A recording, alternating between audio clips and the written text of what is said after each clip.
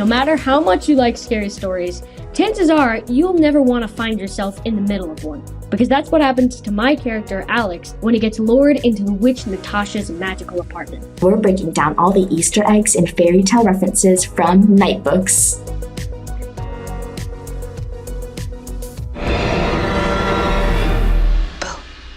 Now that Alex is her captive, he has to read her a new scary story each night, or else. Fortunately, he finds a reluctant friend in my character, Yasmin, and they team up to find a way out of their inescapable prison. If witches and captive children sound like something straight out of a fairy tale, well, that's because Night Books purposefully brings together some of the most famous stories of all time. There might not be any breadcrumb trails in Night Books, but there are plenty of other references to one of the most enduring Brothers Grimm fairy tales of all time, Hansel and Gretel. It's hard to miss the fact that Alex actually turns to a vintage copy of Hansel and Gretel for clues. And by the end of the movie, we become sort of modern-day versions of Hansel and Gretel, or really scary Hansel and Gretel.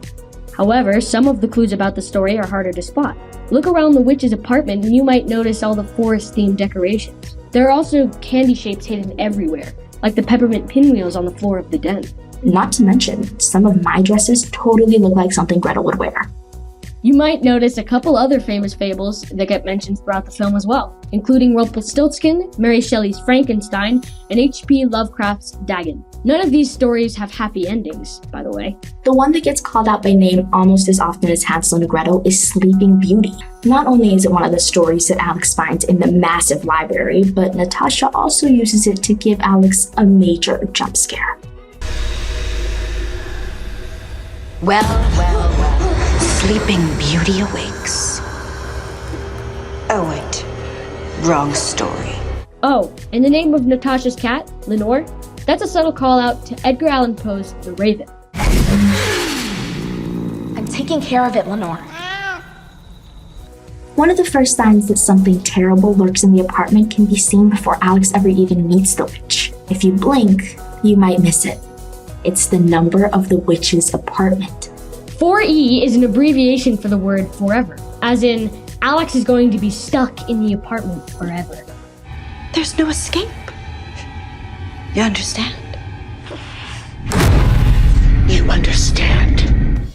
Once Alex meets Natasha, she makes it clear that unless he can do something useful for her, she's gonna get rid of him right there on the spot. Fortunately, Alex's one talent is the very thing she needs.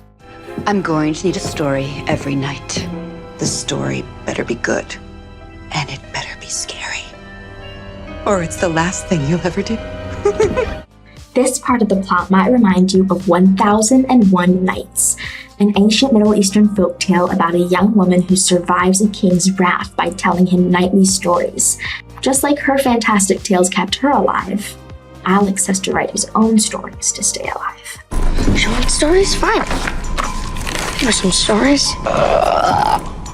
Night Books also has a lot of references to classic horror movies. You know Alex loves The Lost Boys, a movie that's sort of a metaphor for what Alex and Yasmin go through. They're normal people who stumble into a terrifying supernatural world. Last but not least, the mean nickname that Alex's classmates give him is actually kind of appropriate. Sorry, Alex. Many of them were cruel, calling him names. Creepshow. Creepshow is a 1982 horror comedy film from Stephen King and George A. Romero, which features a series of short stories, much like what Alex himself has created with his Night Books. And Creepshow is bookended by the story of a boy who's ridiculed for his love of horror stories. Remind you of anyone? Well, that's all the Easter eggs and references in Night Books. Or is it? Go back and watch Night Books again on Netflix to see if you can spot any more Easter eggs.